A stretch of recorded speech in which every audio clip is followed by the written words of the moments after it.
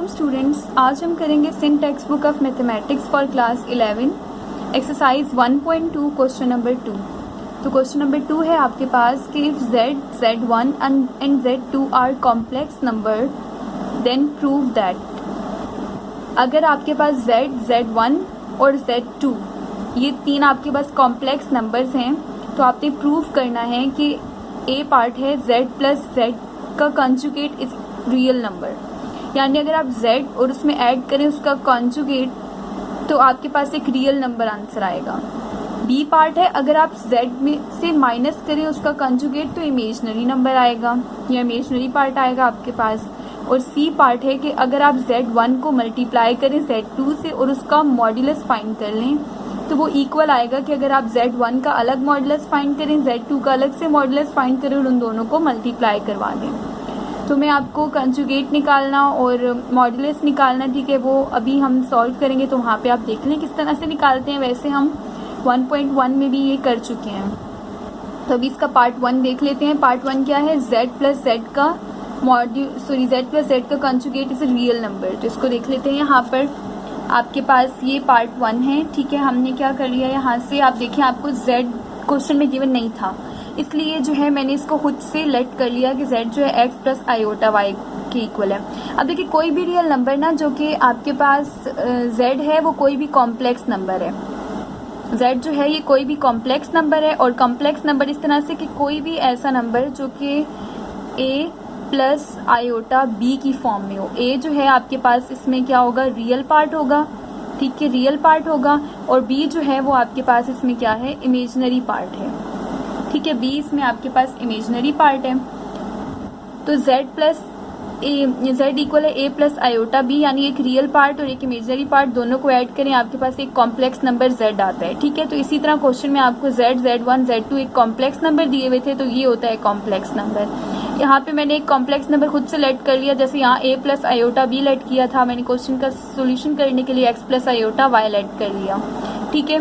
उसके बाद मैंने क्या लिखा, जो क्वेश्चन मुझे प्रूव करना था कि z प्लस z का मॉड्यूलस रियल पार्ट आता है तो मैंने z लिखा। अब मैं इसमें जो है z का मॉड्यूलस को क्या कर दूंगी, यहाँ पर ऐड कर दूंगी, ठीक है। तो अब मैं क्या करूंगी, यहाँ पर z लिखा मैंने, उसमें प्लस का साइन लगाया और जो क्वेश्चन था वो लिख दिया। और ये मेरे पास z था x प्लस आयोटा y, ठीक है। अब उसका मॉड्यूलस देखें, प्लस मैंने एज इट इज लगाया और यहाँ ब्रैकेट में लिख दिया आयोटा y का फाइंड करना है क्या, मॉड्यूलस, यानी कंजुगेट। तो ऊपर मैंने एक लाइन लगा दी कंजुगेट फाइंड करने के लिए, ठीक है। ऊपर हम बार लगा देते हैं, इस तरह से इसको बार कह सकते हैं आप। तो जब हम ये बार लगा देते हैं, ये बार का मतलब ये है कि अब आप जब इस बार को सॉल्व करेंगे यानी आप इसका कंजुगेट फाइंड करेंगे, इट्स मीन कि आपने जो है आयोटा वाली टर्म के साइन चेंज करने हैं, ठीक है। इसको तो एज इट इज लिखेंगे लेकिन जब यहाँ से बार हटेगा तो ये जो आयोटा वाली टर्म है इसके साइन चेंज हो जाएंगे। इसका मतलब आपने जो है कंजुगेट फाइंड कर लिया, ठीक है। तो z प्लस z का बार इक्वल है x प्लस आयोटा y, ठीक है, प्लस अब जो है इसको ब्रैकेट में ही रहने दें और आप जो है यहाँ पर लिख दें x। अब ये साइन मैं चेंज कर दूंगी क्योंकि मुझे इस बार को हटाना है, मीन्स कंजुगेट लेना है। तो मैं इधर माइनस साइन यूज कर दूंगी। देखें आयोटा वाली टर्म का साइन चेंज हो गया, माइनस साइन आ गया प्लस आयोटा y, ठीक है। इसका मतलब कंजुगेट हमने ले लिया। z प्लस z का जो कंजुगेट था वो ये है, z प्लस ये z का कंजुगेट है।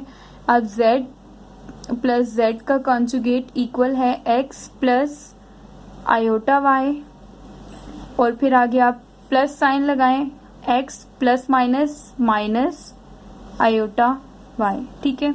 अब यहाँ पर देखिए कटिंग कहाँ हो रही है, आपके पास जो कट है उसको कट कर दें। आयोटा y माइनस का आयोटा y दोनों आपस में क्या हो रहे हैं, कट हो रहे हैं, ठीक है। आपके पास क्या बचेगा, x, 2x बच रहे हैं तो x प्लस x आपके पास क्या आ गया, 2x, ठीक है। तो z प्लस z का मोड आपके पास एक रियल नंबर आया। अब रियल नंबर क्या होता है, यहाँ पर देखें ये z जो है एक कॉम्प्लेक्स नंबर था, ठीक है। अब इसमें जो है ये आयोटा के बगैर जो टर्म होती है ना वो रियल पार्ट होता है और जिसके साथ आयोटा होता है वो इमेजिनरी पार्ट होता है। अब देखिए इसके साथ कोई आयोटा नहीं, आयोटा वाला तो कट गया। इसका मतलब ये जो आंसर आया आपके पास ये क्या है, रियल है। तो आपने प्रूव भी करना था कि z प्लस z का जो मोड आप लेंगे, बार लेंगे, कंजुगेट लेंगे, वो एक रियल नंबर आएगा। तो आपके पास ये प्रूव्ड हो गया, ठीक है। यहाँ आप लिख दें कि जो है z प्लस जेड का बार, जेड प्लस जेड का बार जो है ये क्या है, एक रियल नंबर है आपके पास, is real, is a real number. ठीक है, आगे आप लिख दें प्रूव्ड। ठीक है, अच्छा उसके बाद इसका पार्ट बी देखें। पार्ट बी में आपको क्या कह रहे हैं कि अगर आप जो है z में z का मोड माइनस करें, z का कंजुगेट माइनस करें, बी पार्ट है z माइनस z कंजुगेट। ठीक है, z में से z के कंजुगेट को अब माइनस करना है, सेम इसकी तरह ही है, लेकिन यहाँ हम प्लस कर रहे थे, यहाँ पर क्या फर्क है, आप नेगेटिव यानी माइनस करेंगे, नेगेटिव साइन है, इक्वल आएगा आपके पास। यहाँ पे वैल्यू पुट कर देते हैं। ठीक है, आपके पास ये क्वेश्चन था, वैसे अभी मैंने इसको इसी तरह लिख दिया, तो आप यहीं पे वैल्यू पुट कर लें। z क्या है आपके पास, z वही ले लें आप। यहाँ पर अगर ये अलग से आया हुआ तो आप लिख देना यहाँ let z is equals to x plus iota y. ठीक है, z वही ले लें। ठीक है, अब आप z में से z के कंजुगेट लें, z माइनस z का कंजुगेट आपके पास इक्वल है, z की जगह लिखें x प्लस आयोटा वाई। ठीक है, ये z की जगह लिखा और माइनस साइन लगा दें एज इट इज, और अब ब्रैकेट में लिख दें z तो एज इट इज लिखें x प्लस आयोटा वाई, और ये देखें z के ऊपर बार है, इसका मतलब कंजुगेट लेना है। ठीक है, बार मैंने लगा दी, अभी मैंने कंजुगेट नहीं लिया, मैंने जस्ट बार लगा दी। जब ये बार हटती है हम आयोटा वाली टर्म का साइन चेंज कर देते हैं, इट्स मीन कि हमने कंजुगेट ले लिया। ठीक है, एज इट इज लिखें z माइनस z का बार, नीचे आकर z माइनस z का बार इक्वल आएगा आपके पास z plus iota y, minus as it is लिखें बाहर, अंदर जो है साइन चेंज होगा किसका, सिर्फ आयोटा वाले पार्ट का, रियल पार्ट का साइन नहीं चेंज होता, इमेजिनरी पार्ट का साइन चेंज होता है जब हम कंजुगेट लेते हैं। तो यहाँ पर x क्योंकि बाहर हटानी है तो यहाँ पर माइनस का साइन हो गया, आयोटा वाली टर्म का साइन चेंज, और माइनस आयोटा वाई। ठीक है, उसके बाद अब ये माइनस अंदर इन दोनों से मल्टीप्लाई होगा, साइन अंदर चेंज हो जाएंगे। ठीक है, किस तरह से x प्लस आयोटा वाई है, अब ये minus plus minus x minus minus plus और आयोटा वाई। ठीक है, अब देखिए आपके पास यहाँ पर कहाँ कटिंग हो रही है, आपके पास यहाँ कटिंग हो रही है x और x, यानी रियल पार्ट दोनों कट रहे हैं, क्योंकि ये प्लस का x है और ये माइनस का x है, और ये देखिए प्लस आयोटा वाई और प्लस आयोटा वाई दोनों ऐड हो जाएंगे तो 2 आयोटा वाई आ जाएगा। ठीक है, 2 iota y, z minus z का बार, तो आपके पास ये इस तरह से आ गया 2 आयोटा वाई। इट्स मीन कि आपके पास आंसर में जो है आयोटा मौजूद है, 2 वाई आयोटा या 2 आयोटा वाई आपके पास मौजूद है। आप कह सकते हैं कि जब आपने इन दोनों को माइनस किया तो आपके पास जो है एक इमेजिनरी पार्ट आया। क्वेश्चन में आपको यही कह रहे थे कि अगर आप z माइनस z का बार लें तो इज इमेजिनरी, आंसर आपके पास क्या आएगा, इमेजिनरी आएगा। क्वेश्चन बेसिकली आपके पास यही था बुक में, तो आपके पास देखें आंसर क्या आया है, इमेजिनरी आया है, तो आप इसमें लिख दें हैंस प्रूव्ड। ठीक है, z माइनस z का बार जो है वो आपके पास क्या आया है, इमेजिनरी आया है। ठीक है, और ये आपके पास प्रूव्ड हो गया। ठीक है, उसके बाद जो है आपके पास इसका पार्ट सी है। पार्ट सी में आपने क्या करना है, पार्ट सी में आपको कह रहे हैं कि आपने पर कर लेते हैं। पार्ट सी बेसिकली क्या है आपके पास कि z1 मल्टीप्लाई बाय z2 और इसका आपने लेना है मॉड्यूलस। ठीक है, और ये इक्वल आएगा कि z1 का अलग से मॉड्यूलस फाइंड करें और उसको मल्टीप्लाई करवा दें z2 का मॉड्यूलस फाइंड करके।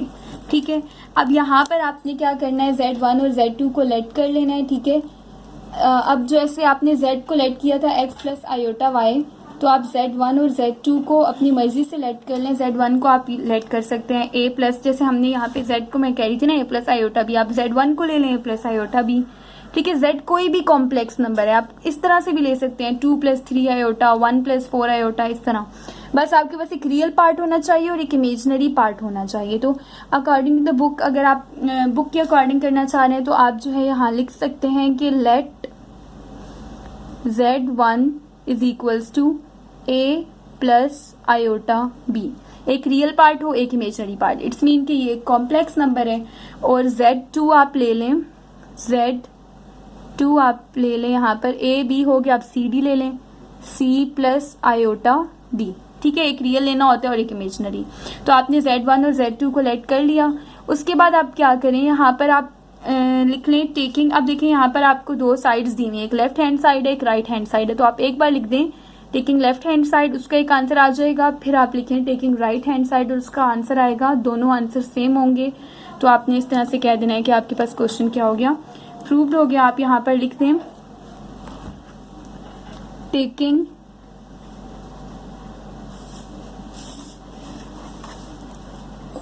लेफ्ट हैंड साइड, ठीक है, लेफ्ट हैंड साइड ले रहे हैं हम। तो अब लेफ्ट हैंड साइड जब हम लेंगे, यहाँ पर लेफ्ट हैंड साइड क्या है आपके पास, Z1 मल्टीप्लाई हो रहा है Z2 और इसका होल, इसका मोड है, ठीक है, Z1 मल्टीप्लाई Z2 का मोड, ठीक है, ये है। अब Z1 और Z2 को पुट करें किस तरह से, Z1 आपके पास क्या है A प्लस आयोटा B है और Z2 क्या है आपके पास C प्लस आयोटा D है।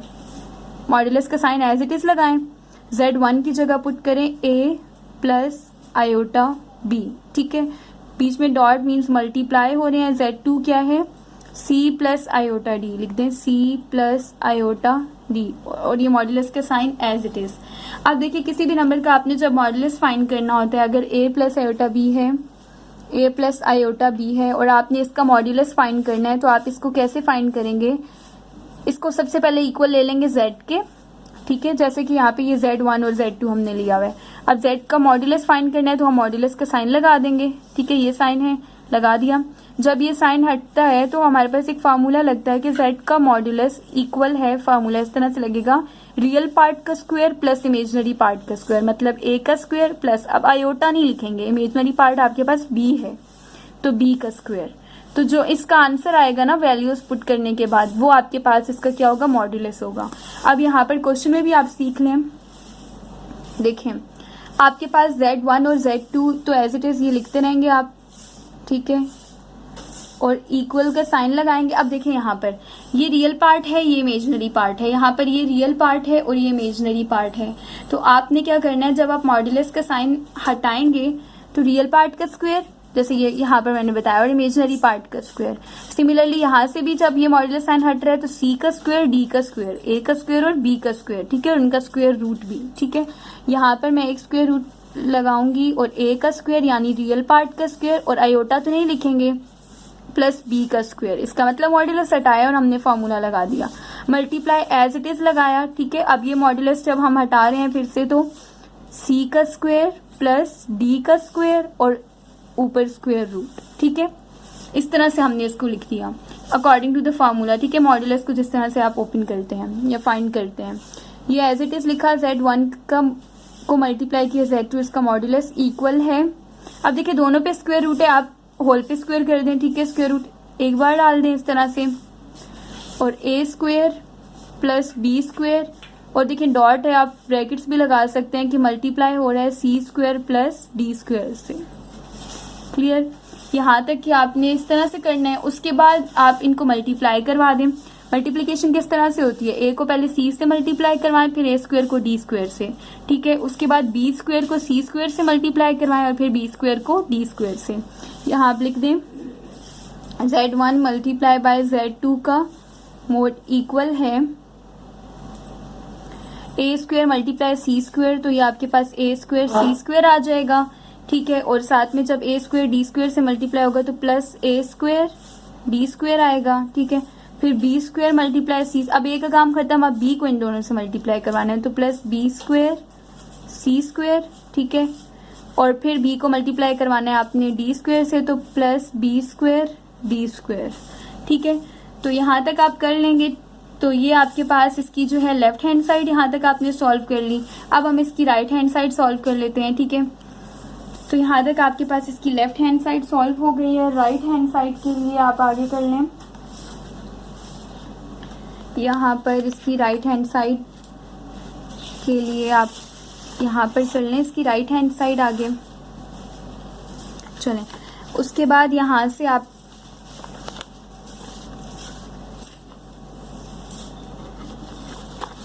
लिख लें यहाँ पर टेकिंग राइट हैंड साइड, ठीक है।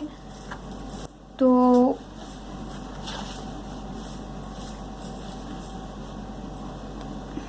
ओके,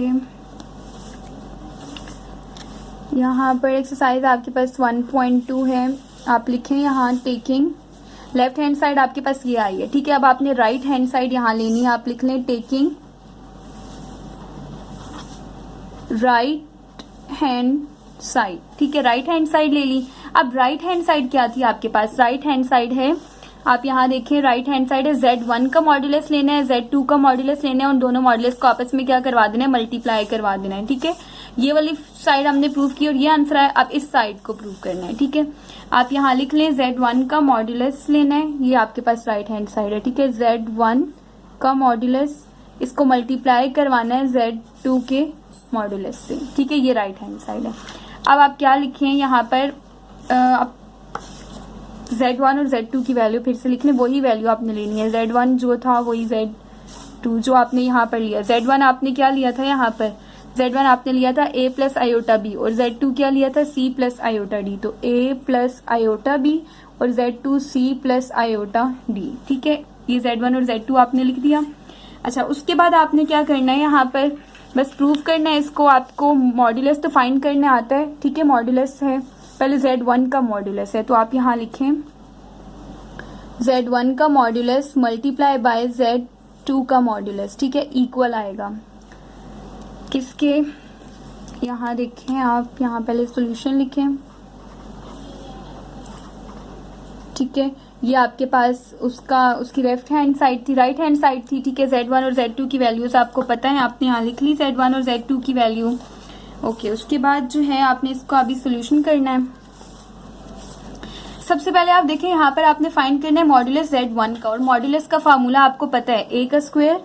अगर Z1 का मॉड्यूलस फाइंड करना है, इट्स मीन कि आपके पास रियल पार्ट का स्क्वायर, उसको मल्टीप्लाई करना है इमेजिनरी पार्ट के स्क्वायर से। रियल पार्ट आपके पास यहाँ क्या है, A है, A का स्क्वायर, ठीक है, उसको ऐड करना है B का स्क्वायर और फिर आपने होल का ले लेना है स्क्वायर रूट, अगर मॉड्यूलस फाइंड कर रहे हैं तो, ठीक है। तो यहाँ मॉड्यूलस ही फाइंड कर रहे हैं, तो A का स्क्वायर B का स्क्वायर, ठीक है, अंडर रूट में, और फिर बीच में डॉट मीन्स आपने डॉट लगाना है। और Z2 का मॉड्यूलस सेम इसी तरह फाइंड होगा, A और B की जगह क्या लिख देंगे, C और D।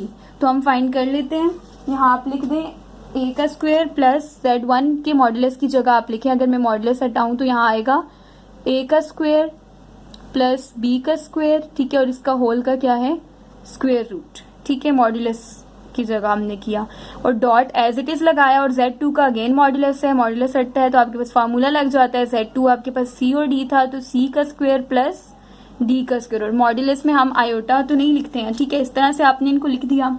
उसके बाद वही जैसे हमने यहाँ पर किया था लेफ्ट हैंड साइड को फाइंड करने के लिए, देखिए सेम वही ब्रैकेट्स सॉरी अंडर रूट में आपके पास वही वैल्यूज हैं। जस्ट आपने क्या किया था, दोनों पे एक ही स्क्वायर रूट किया, तो आप यहाँ पर भी वही करें, A square plus B square है, ठीक है, और इसको ब्रैकेट में कर दें और इसको मल्टीप्लाई करें C square plus B square से, और ओवरऑल दोनों पे स्क्वायर रूट था तो दोनों पे एज इट इज आप स्क्वायर रूट लगा दें, ठीक है।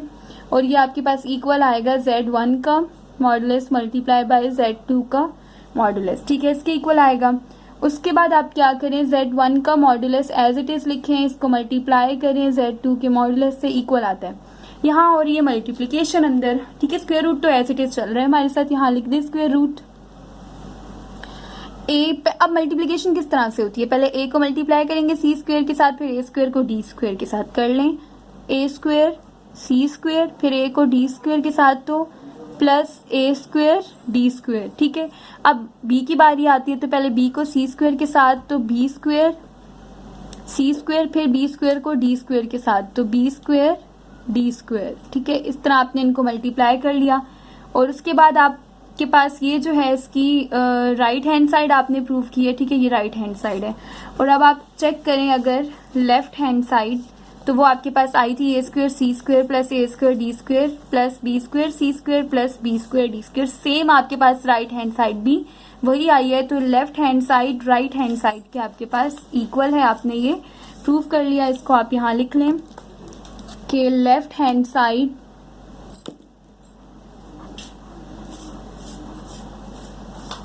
Is equals to right hand side, और यहाँ लिख लें ट्रूथ।